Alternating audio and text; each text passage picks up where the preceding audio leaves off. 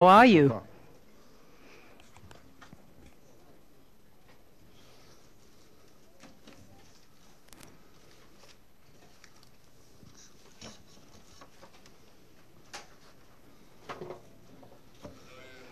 My distinguished guests, members of Knesset, and dear guests, very distinguished personages, led by my dear friend Mr. Amos Yadlin and Frank Louis. Not far from here at the moment there is a rally for Elad and Naftali. The three kidnapped children and I spoke to the Shabak and the Minister of Defense and do not save any resources whatsoever in order to bring our sons home. And I sincerely hope that we will succeed in this mission. We will not leave a stone unturned. This is taking place as part of a phenomenon, a much more extensive one, that I am sure that you have been discussing endlessly during these times. It's a historic change undergoing our region with central implications that will take place on the security of Israel and I believe on the security of the entire world. The Sykes-Picot Accord that molded nearly 100 years ago the frontiers in our region, it has reached its end. That agreement was committed in the first part of the 20th century by colonial forces, and then it was implemented by various secular Arab dictatorships. But when those regimes were either collapsed or were toppled in the Arab Revolution, then all those conquered, occupied demons came out, the genies came out of the bottle. We're talking about tribals, Sunnis, Shiites, one sect against another, one movement against another. Our hope that more liberal forces will take those regimes unfortunately dissipated quickly, those hopes dissipated, and many years of struggles and lack of stability took over. I must admit that at the beginning of the Arab Spring, I was amongst those who were, and that's an understatement, skeptics about the victory of the liberals. And therefore I was named and nicknamed all sorts of names. They said I was old-fashioned, archaic views. This is the new Middle East that is awakening, etc., etc. But specifically because of that, I will perhaps surprise you by saying that long term, and we're talking about decades or perhaps even half a century and a century, the extremist Islam will somehow subside. And not only because of the individuals sort of develop, it's actually the foundations of one's economic development over the last 100 years. Not only because of that, but because there will be a revolution of IT and the internet, etc., will actually make it so difficult for those regimes to actually be long-winded and last for a long time, and therefore it will subside. But one could have said similar things during the 30s of the previous century about the Nazism when he was fighting the free world. And the Nazism, well, it was beaten. Only 60 million people, 6 of those from our nation, were murdered before those progressive modern forces defeated them. And therefore, when I talk about the dissipation, the disappearance of this Islamic fanaticism, we have to be ready for the four main challenges that they are placing for us. The first one is to defend our borders. Simply said, to defend our borders. The extremist Islamic forces are already knocking on our doors in the north and in the south.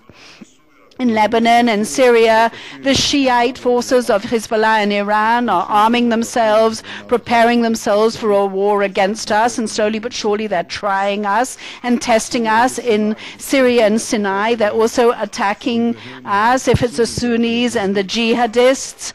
And in the Gaza strips, we're talking about the Hamas and the Islamic Jihad are fighting us. And on all these frontiers, we have established ground obstacles against the penetration into the State of Israel, except on one front. And the first thing that we need to do, that is to build a security fence on our eastern border, and to build it gradually from Eilat all the way to join the security force that we've been building over the last 2 years on the Golan Heights. That fence does not prevent infiltrations hermetically or the shooting through the fence, as we saw tragically just a week ago, or the barrage of mortars over it, or the digging of tunnels underneath it. But it does narrow down dramatically that permeation into the State of Israel. So I'm asking you to imagine what would have happened with the jihad forces in the Sinai had we not created that security fence on the Egyptian-Israeli border. And now again, it's obvious why I'm stubbornly asking that our security border on the east should remain along the Jordan River. Who knows what's going to happen tomorrow? So the ISIL might attack the Transjordan within a very short period of time, and I will expand on that in a moment. So therefore we have to be prepared to stop the fanaticism and the terror that might infiltrate us from the east along the Jordan, and so that it won't reach the Tel Aviv suburbs. The second challenge that we are faced with is to stabilize the territory so it'll be west of that area of our security border, because there is no one that can guarantee the security of the State of Israel except the IDF and our security arms.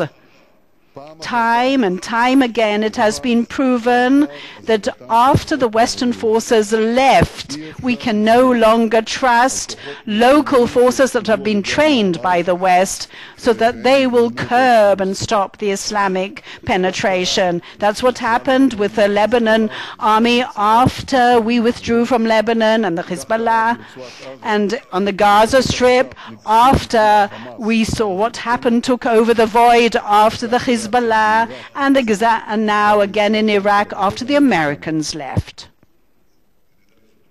My dear friends, that is a given. That is a fact that cannot be ignored because of various kind of political views that are no longer valid. Therefore, we have to understand that in any future settlement with the Palestinians, Israel is going to have to continue controlling, from a security point of view, the territory from the Jordan River for a very long period of time. That is the practical basis for the idea of the two-nation solution, which remains my concept, and I defined it as such: a Palestinian state which will be demilitarized, that would recognize the Jewish state. But what does it mean, a demilitarized Palestinian state? What does that mean, especially in the light of what is happening around us? Who will prevent the infiltration into it from there to us? Who will prevent the barrage of mortars and rockets from the Palestinian territories into Israel? Because that's what's happening in the Gaza Strip, which we withdrew from fully. Who will prevent the launching of suicide terrorists into our fields? Who will actually prevent the digging of tunnels into our territory from their territories? That's happening now as well in the Gaza Strip, and not only in the Gaza Strip. Who's going to prevent it? Who's going to, unless it's going to be the IDF and the Shabak, either with a collaboration with the Palestinian forces or without that collaboration? In order to retain that demilitarization has to be in the hands of Israel. Otherwise, it simply will not be able to stand the test of time. Therefore, we have to promote this kind of perception with our agreements with the Palestinians. In other words, a political and economic control of the Palestinians in the territories under their auspices, but a continued security activities in the territories so that we will ensure the demilitarization from the hands of the terrorists. In other words, we should evacuate. When we do evacuate, Israelis will bring about a falling of the PLO basically into the hands of the extremist forces, and it will endanger the state of Israel. I've heard all the arguments against it, and you cannot leave forces that were fighting with you. For example, when we speak about the Palestinian Authority, it just doesn't work. For example, with the German sovereignty, when the American forces, even 70 years after it, and now with the Korean forces, it doesn't work out. Or Japanese sovereignty, it doesn't work. It doesn't tally with it when the American forces are still there. But the security forces were those was necessary for the Americans, and they understood it, and they needed to coordinate all these things for their real security needs. But these are now clarifying under our noses, and this makes it incumbent upon us to continue being there and to continue acting on all defense and security issues from the Jordan River line. And anyone who doesn't understand it doesn't understand the reality of the situation. And of course, there are other people in the international arena who refuse stubbornly to recognize that reality, though I do believe we can still perhaps persuade them. But the last who have been convinced are in Western Europe, and who they still call for BDSers and other things because of our presence and our activities in Judea and Samaria and in the Golan Heights. In the Golan Heights, no more, no less. That's the problem.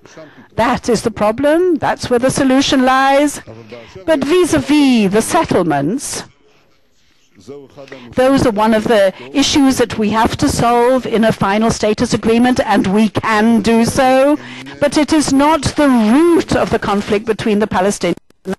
The root of the Palestinian conflict is their refusal to recognize the Israeli state within any borders. And without solving that problem, there's no point evacuating any settlement. It won't change anything, and that's exactly what happened. That's what we saw after the withdrawal from the Gaza Strip, and therefore Abu Mazen, after having said very important things in Saudi Arabia, condemning the kidnapping, must dismantle his coalition, his unity government with the Hamas, who raised the banner of terror and the extermination of the state of Israel. That's the banner that they're raising. But if we go back to the negotiation table, when we do, since I sincerely hope we do, we will have to deal with not only the mutual recognition of two national states and the curbing of all the incitement that is going on, but we will have to deliberate also the security arrangements that will ensure our security control all the way through to the Jordan River line. And in the near future, I cannot envision anyone doing it instead of us, not Palestinian forces nor international forces. And we have seen it time and time again.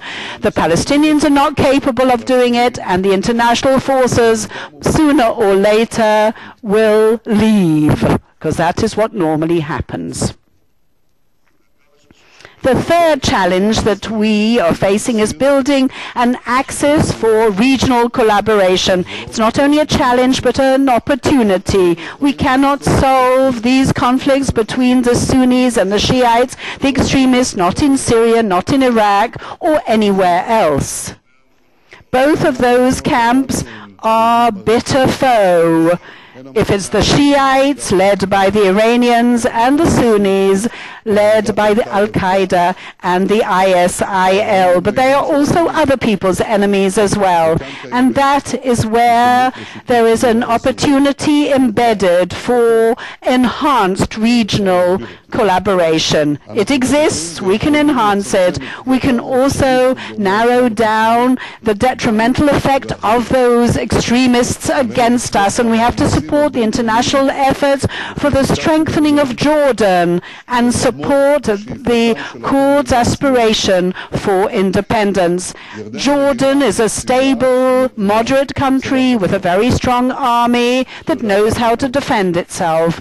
And maybe specifically because of that, those international efforts are worthy of supporting it. And vis-à-vis the Kurds as well, they are battling people that have proven political commitment and moderation, that they are also worthy of their own political independence. I believe that we have to cooperate also with Egypt and other countries in order to curb the Sunni or the Shiite actual infiltration into their territory. I think, Amos, we spoke last year about these changes, and there were a number of contacts and collaboration, as you well know, with those countries that we do have peace agreements with. And I think that the understanding underlying it all, that there is a more extensive desire for collaboration, a more extensive one, is embedded in all that. And that isn't only my private evaluation of the situation, or only in Israel. I think that other people understand it even before these recent occurrences in Iraq. But the fourth challenge, and last, and the most important of all, is shared by many factors in the Middle East, is to prevent Iran turning into a sub-nuclear country, a threshold of being a nuclear country. And we have to somehow stop the possibility of them becoming nuclearized. They should not have those arms and endangering the entire world in our region. Therefore, it would be better not to have an agreement rather than having a bad agreement. In order to explain what a bad agreement is, I need to first explain what a good agreement is. We're talking about the agreement about the chemical warfare in Syria. Did not stop the actual conflict, but it did extricate most of the chemical capabilities and weaponry from Syria. Of course, we need to complete that task. It is nearly completed, but we still need to. I hope you paid attention that I said extricate it, remove it. In other words, the arrangement with Syria, and was very impressively spearheaded by America and Russia, it dismantled and removed, extricated those chemical materials and the manufacturing capabilities of that weaponry. That's not the agreement that Iran is striving for. Unfortunately, there are signs and signals that that is what they may achieve. They're not talking about dismantling and removal, but freezing and supervision, inspection, not a dismantling of capabilities, but rather an inspection of capabilities. In that kind of agreement, the nuclear material and the enrichment actual means that are necessary for the creation of the nuclear bomb will remain under their auspices, under inspection and supervision. But that kind of supervisory regime will not actually prevent the enrichment. After all, they are capable of doing a great deal of blindfolding and whitewashing for the people who are actually inspecting. They can simply brush it under the carpet and break through with their capabilities. And that breakout is what worries us. They'll get rid of the inspectors and they'll go and they'll manage to enrich just as North Korea managed. So the model in North Korea was as such, freezing and inspection. The inspection on capabilities, the arrangement in Syria was dismantling of capabilities and extrication removal. Israel's position was and remains to be that Iran does not need the enrichment capability, because if it is asking it for the sake of peace and civic needs, then it doesn't even need one centrifuge. After all, 17 countries are signed on civil needs without any enrichment. They're signed on the covenant. We've heard about their readiness with concern that we can hear of the P5+1, that they want to narrow down their time of breakthrough of Iran from number of years to 1 year. And if in Iran thousands of centrifuges stay there nascently, then the actual preparation of the bomb will be narrowed down to a number of weeks alone.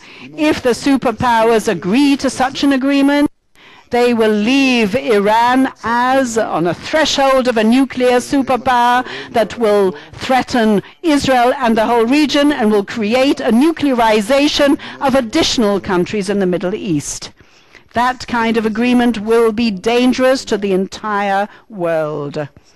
And again, we're doing everything possible in order to influence those states to prevent it, or at least improve it.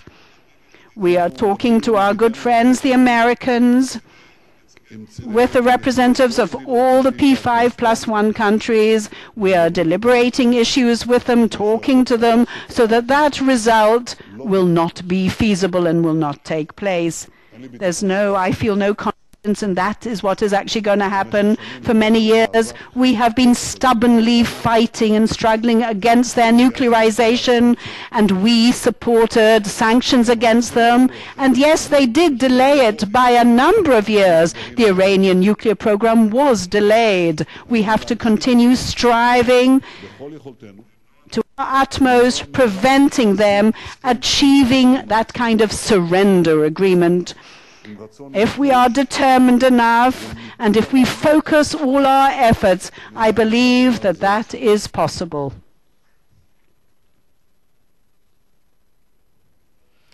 Ladies and gentlemen, I recognize a few people, comrades in arms, they all remain young. Yes, we're all preserved. That's good preservation. Throughout the years, we experienced a lot of things, but such a tumult as is happening these days, we never experienced. And the tumult in the Middle East is going to go on for many years to come. This upheaval. I mentioned 4 challenges: defending the borders, stabilizing the security zone between the Jordan and our population centers, a regional collaboration to stop the Islamic invasion, and preventing the turning of Iran to a threshold nuclear state. And I believe that all these are the challenges to the security of Israel. But to the same extent, I also believe there are important challenges to the entire international community, especially the West. If you look around, you can see the truth of what we've been preaching for many decades. There's no other anchor to the stability and security in this region which is even similar, comes close to the State of Israel. And we have to do everything possible in order to strengthen it. For the security of the State of Israel, for peace and stability in this region, for our future. And I say today, when I look objectively, not just our future, we must continue to strengthen our state and our army. There was never and will never be any alternative to that. Thank you very much.